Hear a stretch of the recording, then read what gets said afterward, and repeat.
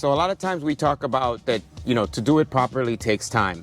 So there's definitely a way to do it cheaper, and that usually means cutting corners or faster, right?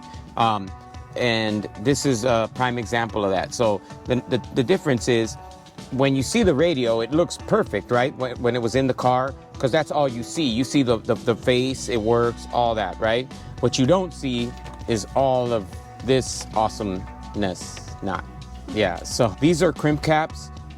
They're not horrible, but they're not the greatest solution, because now you have to manage and kind of find a home for all of this. And as you can see, nothing's taped. Everything's just been crimped and kind of just cut. And that's a T-tap, which is a huge no-no.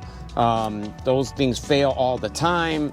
And then you just have wires and crimp connectors. And this one's crimped and kind of, they shoved it in there and kind of semi-insulated it. For us, it's really big what's behind the scenes, right? A lot of shops and a lot of places, they focus on what you see in front of the scenes, right? The client. We do too, obviously, but we also want behind the scenes to look just as good, because if anybody services it, if anybody goes in there behind us, they're going to be like, wow, look at this, was well done, well organized, everything is managed properly. So just again, when you're comparing apples to apples and you're trying to say like, hey, how much is a radio install? How much is a radio install? You call two shops.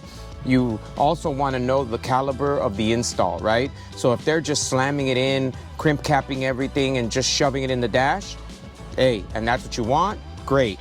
But if you want something that's going to last the life of the vehicle, an install that's solid as if it came with the car, then make sure that the shop is doing that caliber of work.